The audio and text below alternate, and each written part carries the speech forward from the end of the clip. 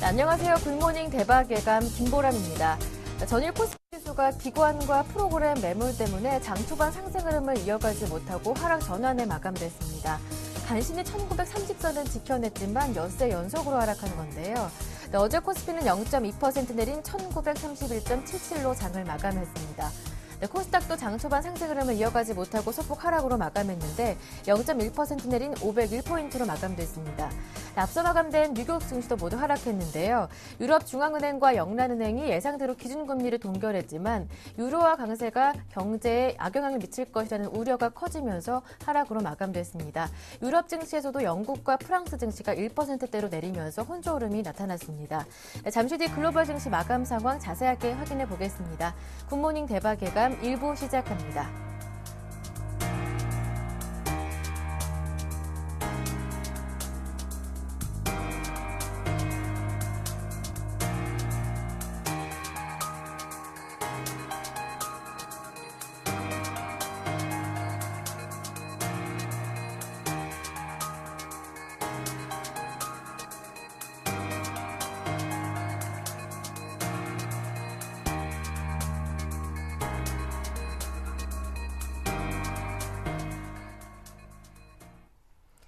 첫 번째 순서는 글로벌 증시와 야간 선물 따라잡기 시간입니다.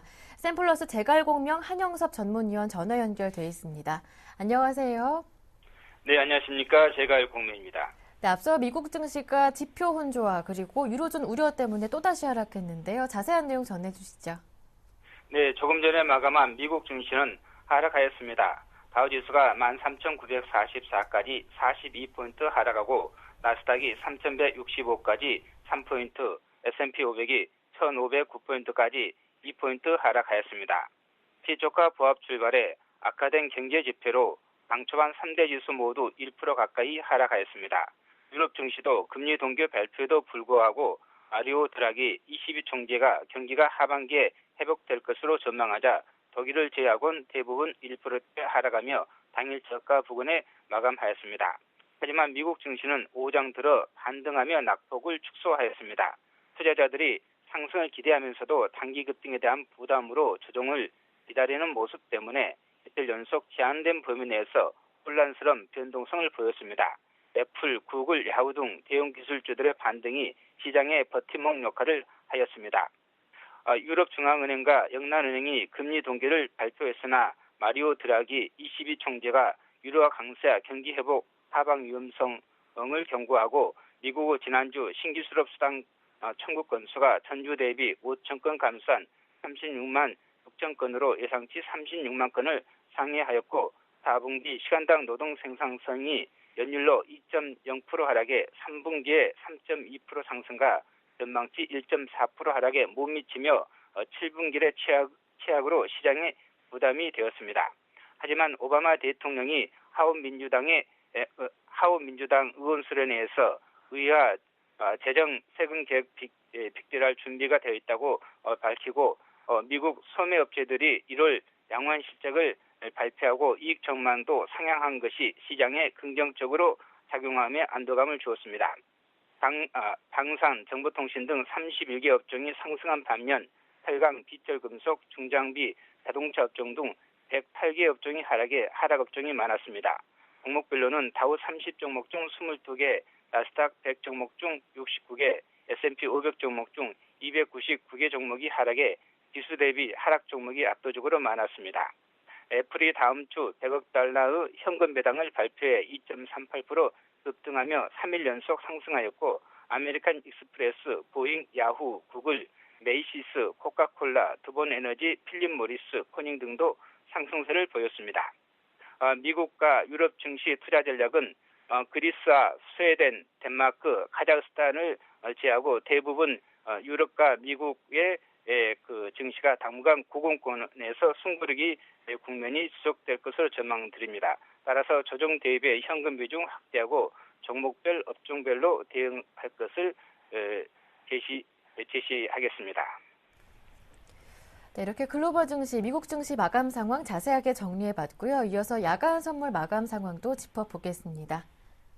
네, 새벽에 마감한 야간 선물 시장은 주간 대비 0.35포인트 하락한 4.00포인트에 마감하였습니다.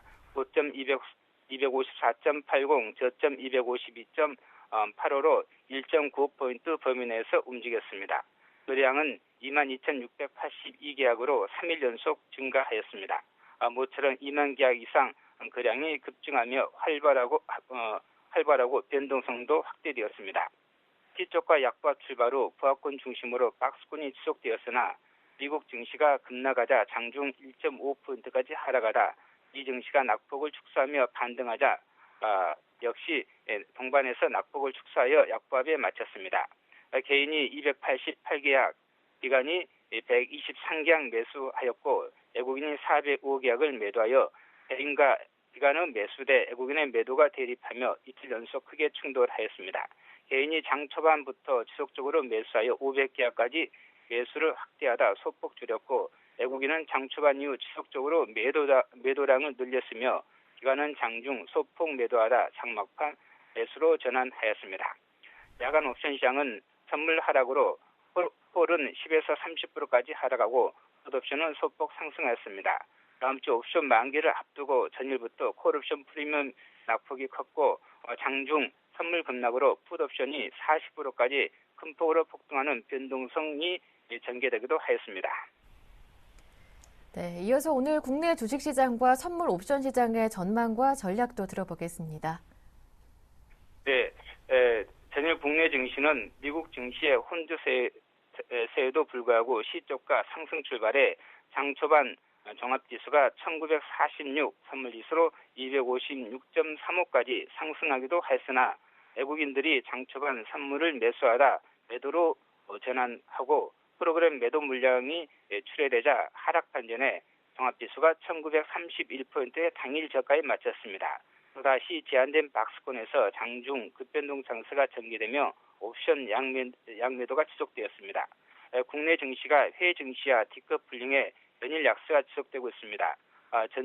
전저점 종합지수로 1930 선물 254포인트가 지지되고 있으나 온고 엔저의 환율 문제 그리고 북한 핵실험 리스크, 외국인의 매도 지속 등 당면 악재가 해결되기 전까지는 박스권 저점이 점차 낮아지며 추가 조정 가능성이 높습니다.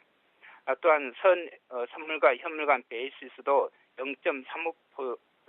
0.35포인트까지 축소되었으나 그동안 1포인트 이상 플러스에서 유지되다 마이너스로 백오데이션으로 전환될 가능성이 높아 미청산 차익 매물이 9조 원에 가량 남은 상태라 주의할 필요가 있겠습니다. 종합지수 1930 선물로 254포인트 전저점이 붕괴될 경우 종합지수 1920 선물로 252포인트와 종합지수 1900 선물로 250포인트 지지가 위태로울 수도 있겠으니 당분간 리스크 관리를 중심으로 추가 조정에 대비하고 종합지수 1900 선물로 250포인트 지지를 확인할 것을 당부하겠습니다. 금일 시장은 추가 하락을 전망합니다. 시초가 하락 출발 후 종합지수 1928 선물로 253.5포인트 지선을 붕괴시키며 추가 하락의 낙폭을 확대할 수 있겠습니다. 종합지수 1940 선물지수로 255.50을 회복하지 못하면 반등 시 매도 관점으로 대응하시기 바랍니다. 단 선물지수 255.00포인트를 회복할 경우에는 반등을 대비할 것을 말씀드리겠습니다. 대응 전략으로는 장초반 선물 254.5포인트 전후에서 매도 후 하락 시에는 253포인트 이하에서 청산 또는 매수하시기 바랍니다. 단 선물지수 선물로 255.0이나 255.10 돌파 시는 선절 후 추가 반등 여부를 확인할 것을 말씀드리겠습니다. 선물 진입 후 0.5포인트 손실을 할 경우 무조건 선절한 다음 재진입 여부를 확인하셔야 됩니다. 금일 저점은 종합지수로 1915 선물 252포인트, 고점은 종합지수로 1940 선물로 255.5포인트를 제시하며 하락시 지선은 선물 252포인트, 상승시 저항선은 선물로 255.5포인트를 제시하겠습니다. 또한 최대 변동폭은 선물로 하한선 250에서 상한선 257포인트를 제시해 드리겠습니다. 옵션 매매 전략은 콜 매도 또는 양 매도 또는 약세 풋 스프레드 또는 풋 레이시오 스프레드 전략을 제시하겠습니다. 변동성이 축소되고 있어 옵션 매수보다는 옵션 매도와 합성 전략 유지의 플레이가 유리합니다. 또한 콜 매도와 양 매도는 일월물보다는 이월물 매도가 좋습니다. 콜 매도는 지수 하락과 변동성 축소 시 유리하고 양 매도는 지수가 변동성이 축소된 상태에서 박스권을 벗어나지 못하고 있어 방향성을 예측하기 어려워 방향성이 틀리더라도 변동성 매도 전략상 유리하며 약세 풋 스프레드는 풋 내가격 매수와 등가격 매도로 방향성과 변동성 축소를 동시에 고려한 전략이며 풋 레이시오 스프레드는 풋 내가격 1개 매수에 풋 애가격 2개 이상을 매도하는 전략으로 역시 방향성과 함께 변동성 축소를 동시에 노린 합성 전략이라 할 수 있겠습니다. 네, 말씀 잘 들었습니다. 고맙습니다. 네, 감사합니다. 네, 지금까지 재갈공명 전문위원과 함께했습니다.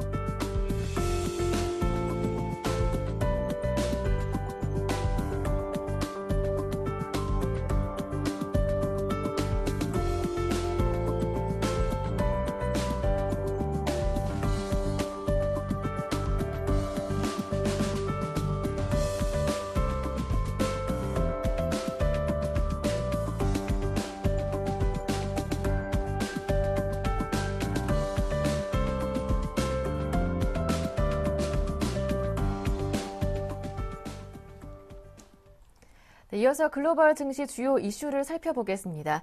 레이크쇼어 인베스터스의 이현민 이사님 오늘도 함께합니다. 안녕하세요. 안녕하십니까? 네, 유럽중앙은행이 금융통화정책회의에서 기준금리를 예상대로 동결했습니다. 영란은행도 변동이 없었는데요. 그렇습니다. 예상대로 네. 기준금리의 그 변동은 없었습니다. 예. 현재 7개월째 유럽중앙은행은 기준금리 0.75%를 유지하고 있는 상태고요. 영란은행도 0.5%의 기준금리를 그대로 유지를 했습니다. 관심이 모아진 것은 이제 기자회견 때 드라기 총재가 어떤 얘기를 할 것인가, 특히 예. 이제 유로화 강세에 대한 직접적 언급이 있을 것인가라는 부분이 가장 관심이 높았던 부분이라고 볼 수가 있겠습니다. 특히 영란은행의 경우에는 기존금리를 현재까지 그대로 유지하고 자산미 프로그램도 3,750억 파운드에서 변화가 없는 수준이고요. 마크 카니 현재 캐나다 중앙은행 총재이자 올해 7월부터 영란은행 차기 총리 내정자는 출구 전략에 대해서도 천천히 차후에 검토할 수 있음을 얘기를 했습니다. 특히 조지 오스본 영국의 재무장관은 현재 영국이 처하고 있는 부분에서 물가 불안 때문에 추가적인 양적 완화 카드를 못 꺼내고 있는 이런 고민이 좀 읽힌다라고 볼 수가 있겠고요.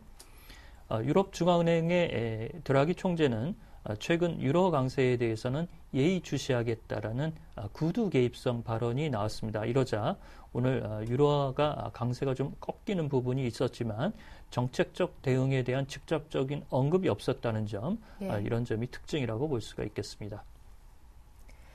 최근 프랑스의 올랑드 대통령이 유로화 강세에 대해서 우려하는 표명을 했었는데요. 이에 대해서 드라기 총재의 반응 큰 변화는 없었다죠? 그렇습니다. 네. 기자들의 질문이 여기 이제 집중이 됐고요.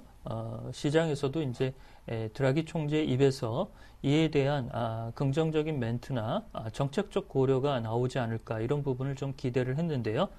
이런 부분이 좀 미진하게 나오자 조금 실망하는 분위기도 좀 읽혔습니다.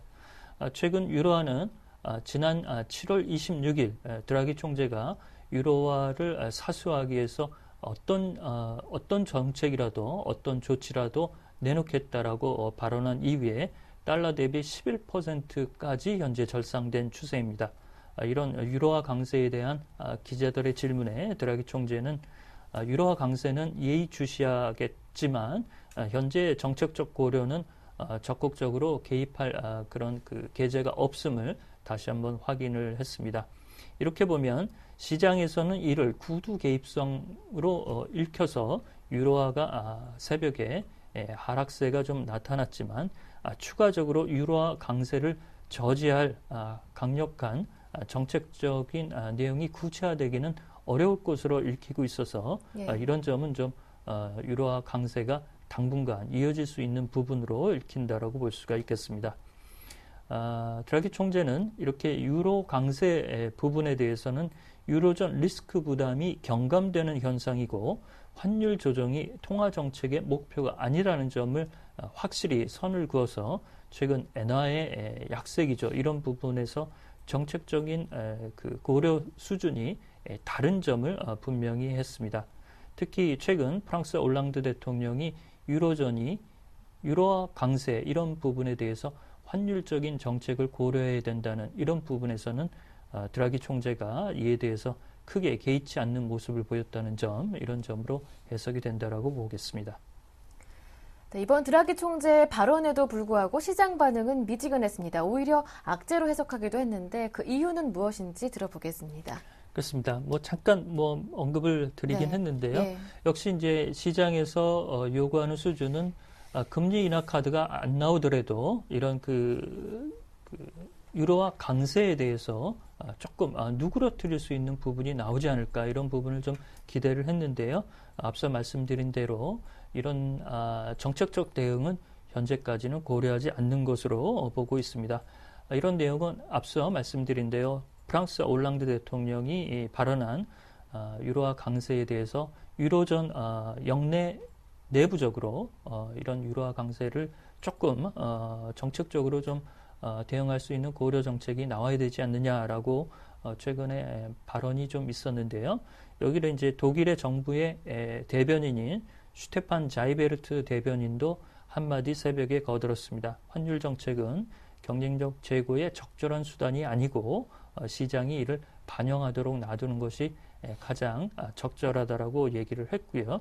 드라기 총재도 이렇게 추가적으로 환율 문제를 부각시키는 부분에 대해서는 추가적으로 언급이 없었기 때문에 현재 프랑스 올랑드 대통령이 요구하는 수준의 내용은 수면 밑으로 잦아든다라고 볼 수가 있겠습니다. 이렇게 된다면 미국의 연준은 매월 현재 850억 달러의 시장 양적 완화 개입을 하고 있고 일본은행도 추후 강력한 엔저 정책의 자산 매입 프로그램을 가동하고 있는데 반해서 3년 만기 유럽 중앙은행이 LTRO 상환은 단계적으로 현재 차근차근 상환되고 있다는 점, 이런 점에서 유로화 강세는 추가적으로 조금 더 진행될 수 있는 여지가 많다라고 볼 수가 있겠습니다.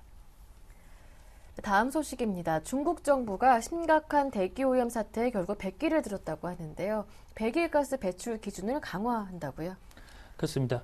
저희 프로그램에서 이 환경 문제와 관련된 부분은 자주 못 다뤄드리는데요. 이런 정책적인 내용에 큰 줄기가 될 수 있는 시진핑 현재 총서기의 새 정부, 새 지도부의 그 발언이 나왔습니다. 어제 국무원을 통해서 시진핑 총서기의 발언이 전해지면서 이에 대해서 즉각적으로 정책적 대응을 나서겠다라고 발표가 됐는데요.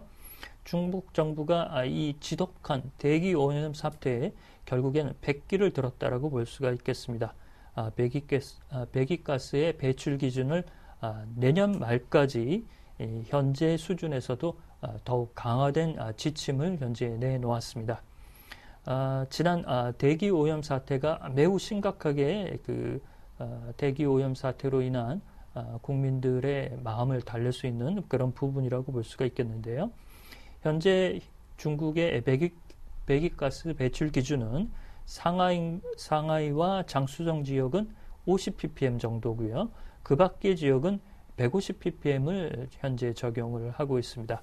주로 디젤 엔진에서 나오는 유해가스가 오염의 주 원인으로 현재 지적이 되고 있는데요. 그렇지만 이 배기가스 허용 기준치가 미국의 경우는 유황 함유량이 30ppm, 유럽은 10ppm으로 현재 기준을 가져가고 있어서 중국의 일부 지역은 유럽 기준보다도 현재 15배나 초과한 수치라고 볼 수가 있겠습니다.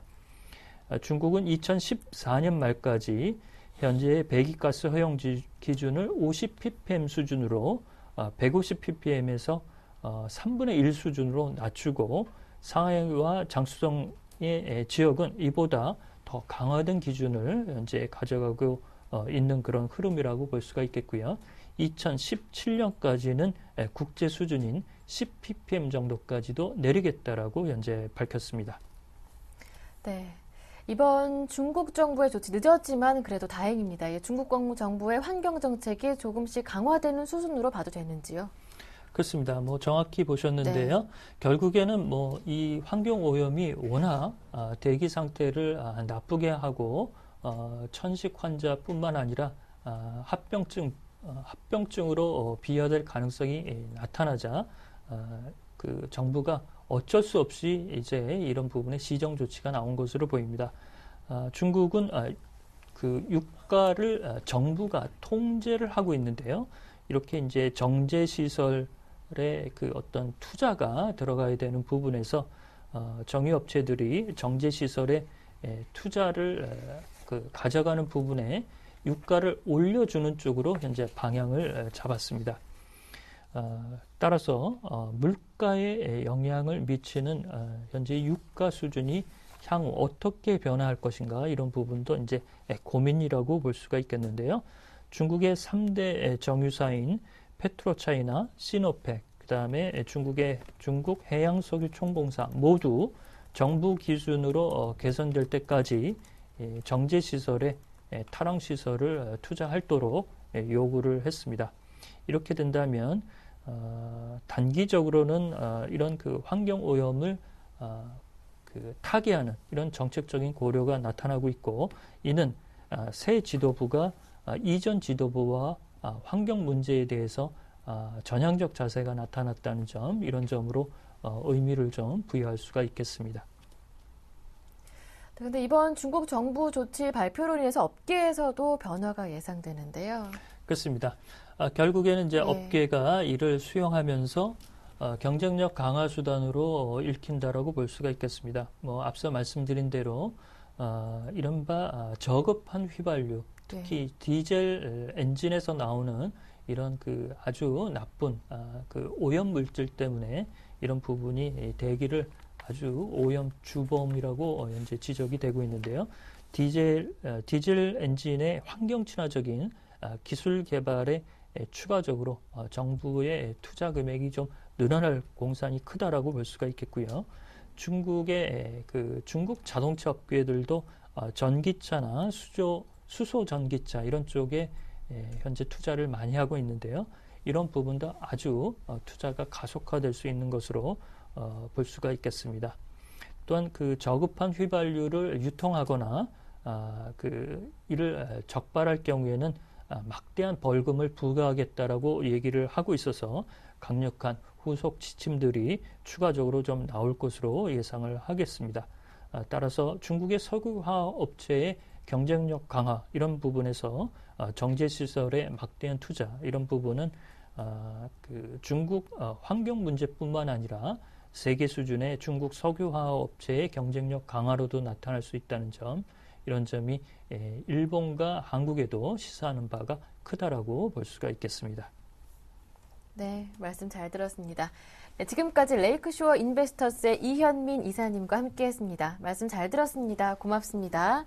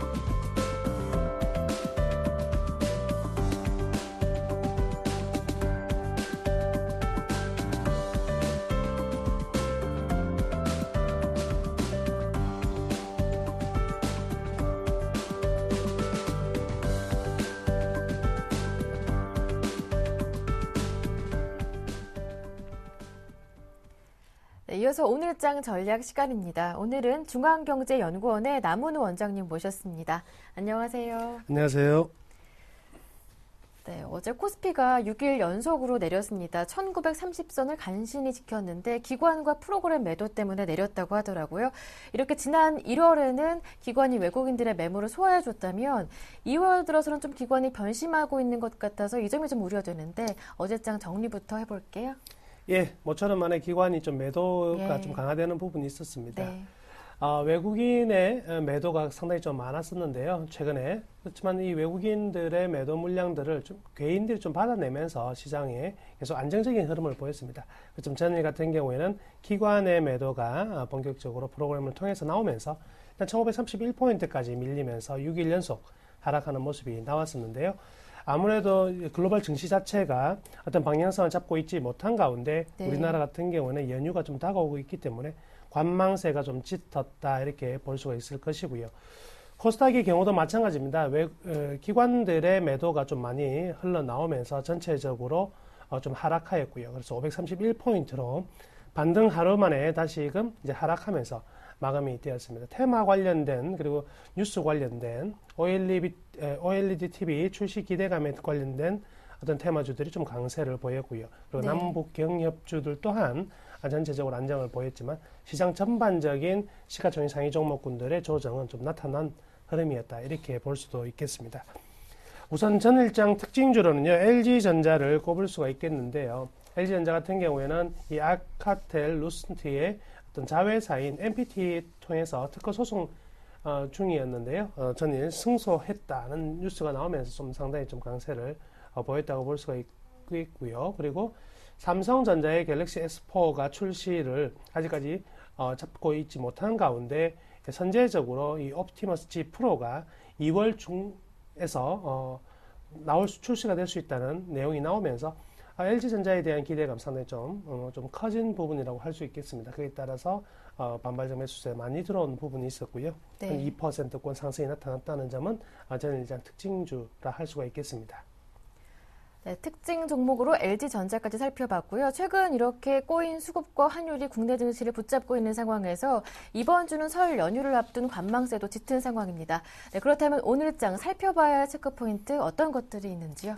예, 지금 외국인의 매도를 개인들이 매수에 나서고 있는 상황이긴 한데요. 오늘 같은 경우에는 이제 바로 연휴라는 거죠. 그렇기 때문에 과연 오늘도 외국인의 매도세를 개인들이 삼성전자와 그리고 자동차 관련주들을 매수할 수 있느냐가 가장 중요한 체크 포인트인 것 같고요. 예. 시장의 환율 측면으로 본다면 상당히 좀 의외의 흐름들이 나타나고 있습니다. 최근 한 3주가량 원달러 환율이 일정 부분 반등을 하면서 원엔 환율 또한 반등이 나오지 않을까라고 이제 기대할 수 있는 부분이 있었는데요. 의외로 원엔 환율 같은 경우에는요, 지금 다시 하락세로 전환이 되는 모습이었거든요. 예. 원달러 환율은 반등 이후에 적정 수준의 지금 매매 공방이 치열한 상황이라면 원엔 환율이 다시 하락으로 돌아가는, 그렇다면 이 원엔 환율이 과연 원달러와 따로 해서 따로 움직임이 나올 수 있느냐? 사실 그렇지는 않을 것 같은데요. 일단 원달러 환율이 다시금 반등을 이어가지 못하고 실패한다면 원엔 환율 같은 경우에도 추가적인 하락세 나타날 수 있다. 이렇게 볼 수 있겠습니다. 따라서 지금 현재 환율에 대한 관전 포인트는 원달러 환율과 원엔 환율의 디카플링이 과연 어느 정도 지속되느냐에 대한 부분이 될 것이고요. 마지막 체크 포인트는요, 기술적으로 굉장히 중요한 부분인 것 같습니다. 네. 코스피의 경우에는 1930포인트, 코스닥에는 500포인트. 이 현 두 지수는요, 반드시 방어를 해내야 되는, 즉, 2009년 이후에 상승 추세도를 그래 보면은요, 코스피의 경우에는 1930포인트가 가장 중요한 포인트로 몇 가지가 교차되는 지점이거든요. 또한 코스닥의 경우에도요, 500포인트 같은 경우에는 추세의 어떤 분기점의 역할을 하고 있는 상황입니다. 그래서 아래로는 일단 포인트가 코스피가 1530, 코스닥이 500이 될 것이고요. 네. 위쪽으로는 코스피가 1970, 그리고 코스닥이 517포인트 정도 되거든요. 예. 이 박스권 안에서의 매매 공방 치열한 부분이 어느 방향으로 무너지느냐에 따라서 시장의 투자 심리는 급격히 좀 달라질 수 있다, 이렇게 볼 수가 있겠네요. 네. 네, 그렇다면 그에 따른 전략은 어떻게 세워볼까요? 예, 우선 박스권 하단 부분 그리고 네. 전환점이 되는 부분이기 때문에 일단 코스피는 230포인트 전후에서는 충분히 매수에 대응을 하셔도 될 것 같습니다. 또한 코스닥 또한 500포인트라면 충분히 좀 접근이 가능하겠는데요. 그렇지만 이제 아직은 확실한 현 장세가 바닥이라는 어떤 그것을 확인할 수가 없는 상황이기 때문에 조금씩은 분할 매수에 임해야 될 것이다. 이렇게 네. 말씀해 드릴게요. 그리고 또 하나 관심을 좀 둬야 될 부분은요. 외국인들이 지난 이제 1월부터 계속해서 선물을 매도하면서 현물에서도 상당히 많은 물량을 공매도로 좀 쏟아붓은 부분이 있거든요. 이 공매도 지금 출회량이 가장 많은, 그리고 전체적인 회전량 대비 공매도량이 많은 종목들이 SK 하이닉스라든지 그리고 LG전자, LG 디스플레이 등이 차지하고 있는데요. 현재 만약 1930포인트가 지지되는 흐름이 나타난다면 네. 이들에 대한 환매수가 급격히 들어올 가능성이 많고요. 최근 들어서 한 5일의 어떤 흐름을 본다면 공매도의 어떤 양이 급격히 줄어든 모습이 나타나고 있거든요. 따라서 이들 종목에 대한 어떤 접근, 조금은 이제 충분히 가능한 영역이 들어오지 않았나 이렇게 볼 수가 있겠습니다. 아직은 그렇지만요. 마지막 하나 부분은 단기 상승 모멘텀 자체가 글로벌 증시가 잘 없는 것 같습니다. 예. 이럴 때는 좀 보수적인 접근이 현재는 필요한 지점이라는 것이고요. 현재는요, 일단 하단 박스권에 걸쳐 있는 부분이기 때문에 심리적으로 아직은 좀 불안한 상황이다. 그래서 네. 새로운 뭐 추세적 상승이 나오기 전까지는 아주 배트는 짧게 잡든지 아니면 아주 길게 잡아야 될 것 같습니다. 그래서 예. 긴 경기를 할 것인가 아니면 발빠른 경기를 할 것인가. 어중간한 투자가 좀 별로 좋지 않은 타이밍이 아니겠나 이렇게 말씀해 드릴게요. 네, 이렇게 오늘장 전략을 세워봤고요. 끝으로 오늘의 관심 종목까지 들어보겠습니다. 예, 코스닥이 500포인트에 제가 분할 매수 접근 가능하다고 말씀해 드렸는데요. 거기에 따라서 코스닥의 가장 대장주라고 볼 수 있는 셀트리온을 오늘은 선정을 해 보았습니다. 네. 우선 이제 글로벌 측면을 본다면 이 헬스케어와 이 바이오 관련된 업종의 지수가 계속적으로 상당히 좀 큰 폭으로 상승했었거든요. 그래서 현재 아멕스 생명과학 지수도 추세적으로 본다면 이 미국의 이 3대 지수보다 훨씬 높은 자리에 가 있다는 것이고요. 코스닥의 경우에는 지난 10월 이후에 전체적으로 테마가 자리를 잡지 못한 상황이거든요. 대선 테마를 끝으로 굉장히 좀 산발적인 테마가 나타나고 있는 상황인데요. 이 셀트리온 같은 경우에는 시가총액 상위 1위인 종목이기도 하고 영업이익도 1위인 부분인 종목인데 이 종목이 작년 4월 이후에 일정 부분 시세를 전혀 못 냈었거든요. 그래서 이런 부분들이 본격적으로 이제 부각될 타이밍이 아니겠나 이렇게 볼 수가 있겠습니다. 최근에 외국인 매수세 상당히 많이 유입이 되고 있고요. 이런 유입은 수급에 굉장히 좀 안정적인 흐름을 보여줄 것으로 판단이 되고요. R&D 관련된 투자 부분도요. 거의 50%에 육박하는 아주 좋은 부분이기 때문에 이에 대한 기대감도 충분히 좀 크다 할 수 있겠습니다. 더구나 무상증자 등의 주주 보상에 대해서 굉장히 좀 적극적인 흐름이고요. 외국인의 공매도에 대해서도 기업 측면에서는 좀 적극적으로 반응하는 네. 이런 흐름들을 본다면 주식의 가치는 훨씬 더 좀 높아지지 않을까라고 생각해 볼 수 있겠습니다. 그래서 매수 권역은 셀트리온 한번 차트 보면서 기술적으로도 한번 분석해 볼까요? 예. 일단 매수 권역 현재 지금 셀트리온의 차트를 먼저 한번 보시면은요. 지난 이제 6월 고점이 형성이 되었고요. 이때 이제 외국인 공매도 그리고 상당히 좀 신규적으로 매수세가 급격히 들어온 부분입니다. 이후에 계속적으로 좀 조정을 받은 부분이 있는데요. 이 조정은 추세적인 좀 하락이 나타났습니다. 그래서 지난 이제 12월부터 본격적으로 상승 추세로 이제 전환된 흐름이고요. 무상증자와 함께 액면 병합도 지금 추진 중이기 때문에 이 주가의 어떤 응징력이 굉장히 좀 커질 수 있다 이렇게 볼 수가 있겠습니다. 그래서 현 부분이 지금 최근 4일 전에 주 초에 좀 굉장히 큰 폭으로 상승을 했었거든요. 그리고 3일 조정이 들어와 있는 상황입니다. 현재 기술적으로 이제 5일선이냐 10일선이냐 이렇게 좀 설정할 수가 있겠는데요. 제 생각에는요, 충분히 현 가격 부근에서 지지가 될 것 같고요. 따라서 현 가격 26,700원 정도 하고 있는데요. 26,500원 선이면 오늘 같은 경우는 뉴욕 증시가 좀 소폭 하락을 했기 때문에 26,000 500원 선이라면 충분히 매수가 능력으로 이렇게 판단을 하면 될 것 같고요. 목표 가격은요, 추세적 흐름을 그대로 좀 띌 수 있겠습니다. 네. 추세적으로 이제 목표 가격을 설정을 한다면 3만 원권까지도 충분히 가능하지 않나라고 판단해 볼 수 있는데요. 주가의 흐름은 소폭의 조정이 있더라도요, 추세적인 지금은 상승 라인으로 갈 수 있는 부분이기 때문에 셀트리온의 경우에서는 현 가격 매수, 현 가격에서 소폭 하락하는 부분에서 매수 보내드리고요. 1차 목표치는 3만 원 설정하겠습니다. 그렇지만 이제 대외적 상황이라든가 시장 충격, 여타 돌발 변수에 의해서 주가가 하락한다면은요, 일단 2만 5천 원 선에서는 손절도 고려를 해봐야 되겠지만 손절의 가능성보다는 1차 목표치에 도달할 가능성이 훨씬 높다고 제가 전해드리도록 하겠습니다. 네. 관심 종목으로 셀트리온 받아봤습니다. 지금까지 중앙경제연구원의 남은우 원장님과 함께했습니다. 고맙습니다. 네, 감사합니다.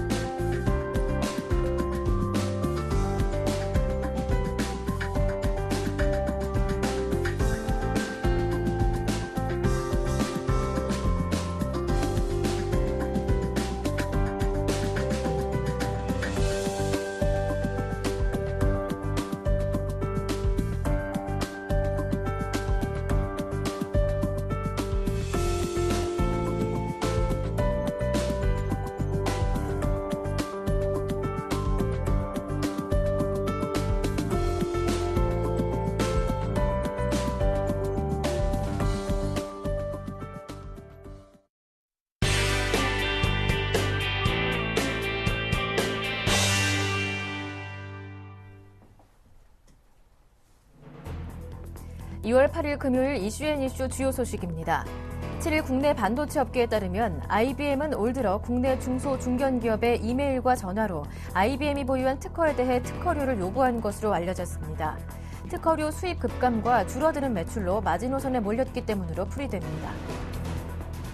최근 환율 영향으로 타격을 받은 우리나라 수출 경쟁력이 향후 중국 경기 회복에 힘입어 나아질 것이라고 7일 JP모건 자산운용 아시아 지역 수석 전략가가 전망했습니다. 또한 전반적인 글로벌 경제 성장률은 작년보다 올해 더 상승할 것으로 내다봤습니다. 고용노동부와 검찰이 7일 신세계 이마트 본사와 각 지점 등 총 13곳을 전격 압수수색했습니다. 고용노동부는 이날 150여 명의 특별사법경찰관을 파견해 노조 설립 저지와 노조원 사찰 등과 관련한 회사의 내부 문서와 장부 등을 압수했습니다. 7일 금감원에 따르면 지난해 접수된 증권신고서 585건 중 67건에 대해 정정 요구 조치가 이루어졌습니다. 금감원으로부터 여러 차례 신고서의 정정 요구를 받은 회사들은 재무적으로 어려움에 처한 한계 기업들이 대부분이고 경영권 또한 불확실한 것으로 파악됐습니다. 국내외 주요 경제 뉴스를 알아보는 이슈앤이슈 코너입니다. 오늘은 서울경제신문 김종성 기자와 함께합니다. 안녕하세요. 안녕하세요. 네, 세계 최대 특허 기업인 미국의 IBM이 국내 중소 중견 기업들에게 특허료를 요구하는 전화와 메일을 보낸 것으로 알려졌습니다. 어떠한 내용인지 자세하게 전해주시죠. 네, 국내 반도체 업계에 따르면 IBM은 올 들어서 국내 중소 중견 기업에 이메일을 보내고 전화를 걸어서 IBM이 보유한 특허에 대한 라이선스, 즉 특허료를 요구한 것으로 알려졌습니다. 한 중소기업 반도체 업체 관계자는 입사 10년 만에 처음으로 IBM으로부터 메일과 전화를 받았다며 다행히 우리 회사는 관련 특허가 없지만 다른 업체들은 상당히 곤혹스러워하고 있다고 전했습니다. 다른 업체 관계자는 라이선스 요구를 받아들이지 않으면 결국 경고장과 소송으로 이어질 것으로 본다며 영업이익률이 5% 안팎에 불과한 중소업체에 로열티를 달라고 하는 것은 미치고 장사하라는 것과 같다며 분개하기도 했습니다.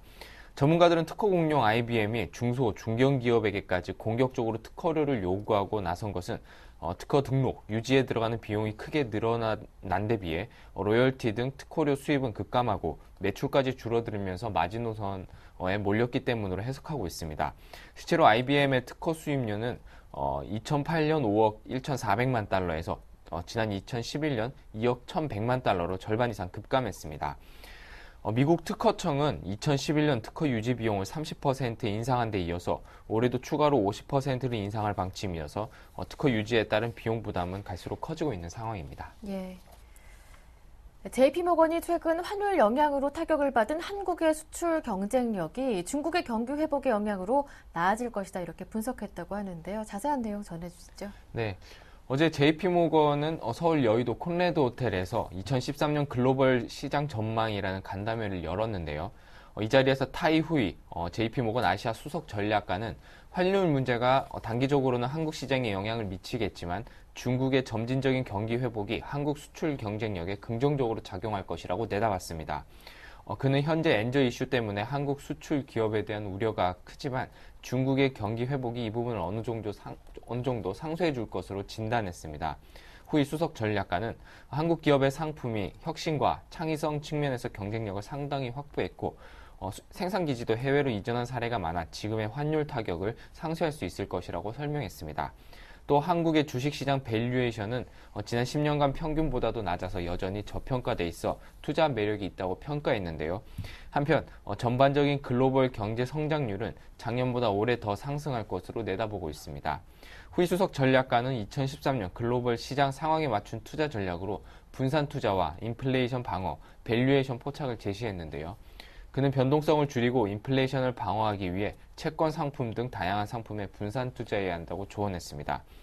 또 전 세계적으로 환율 전쟁이 발생하면 외환시장에서 변동성이 커지면서 투자자들이 국채나 금과 같이 보다 안전하고 보수적인 자산으로 회귀할 가능성이 있다면서 한국 등 아시아 투자자들은 자국 시장에만 집중 투자하는 경향이 있는데 변동성에 대응하고자 자국 시장을 벗어나 자산을 분산할 필요가 있다고 조언했습니다. 네. 고용노동부와 검찰이 어제 신세계 이마트 본사와 각 지점을 압수수색했다라는 소식이 있었는데요. 네, 그렇습니다. 고용노동부와 검찰이 어제 신세계 이마트 본사와 각 지점 등 총 13곳을 전격 압수수색했습니다. 압수수색 대상에는 이마트 본점과 지점뿐 아니라 이마트의 노무 컨설팅을 제공한 업체들도 포함이 됐는데요. 고용부는 어제 150여 명의 특별사법경찰관을 파견해서 노조 설립 저지와 노조원 사찰 등과 관련한 회사의 내부 문서와 장부 등을 압수수색했습니다. 앞서 민주노총과 참여연대, 민변 등 6개 시민사회단체로 구성된 이마트 정상화를 위한 공동대책위원회는 지난달 말 정용진 부회장 등 신세계, 이마트 임원 19명을 부당 노동행위 등의 혐의로 서울중앙지검과 서울지방고용노동청에 고발한 상태입니다. 다만 검찰은 고용부가 지난달 17일부터 전국 24개 지점을 대상으로 특별 근로감독을 진행해온 점을 감안해서 직접 수사가 아닌 수사 지휘만 하기로 결정했습니다. 검찰은 고용부가 감독 결과를 토대로 사건을 송치하면 정 부회장 등에 대한 사법처리 여부를 결정할 방침입니다. 예. 투자자분들은 유의해서 들으셔야 할 것 같습니다. 증권 신고서를 자주 정정하는 기업은 재무상 문제가 있거나 경영권도 불확실할 경우가 많다고 하는데요. 어떠한 내용인지 자세하게 들어보겠습니다. 네, 금융감독원에 따르면 지난해 접수된 증권 신고서는 총 585건으로 이 중 67건에 대해서 정정 요구 조치가 이루어졌습니다. 정정 요구 비율은 11.5%로 전년보다 1.7%포인트 증가했는데요. 특히 이 중 14개사는 최초 정정 요구에도 불구하고 신고서를 제대로 보완하지 않아서 2차례 이상 추가로 신고서를 수정, 보완한 것으로 나타났습니다. 금감원으로부터 여러 차례 신고서의 정정 요구를 받은 회사들은 재무적으로 어려움에 처한 한계 기업들이 대부분이었는데요. 11곳이 단기 손실을 기록하거나 영업이익으로 또 이자 비용도 갚지 못하는 상황이었고 6곳은 사업 부진으로 전년보다 매출액이 감소한 것으로 나타났습니다. 증권신고서는 유상증자나 신주인수권부 사채 발행 등을 위해서 금융감독원에 제출하는 서류로 금감원 전자공시 시스템 홈페이지에 가면 확인할 수 있습니다. 네, 지금까지 서울경제신문 김종성 기자와 함께했습니다. 말씀 잘 들었습니다. 고맙습니다. 고맙습니다.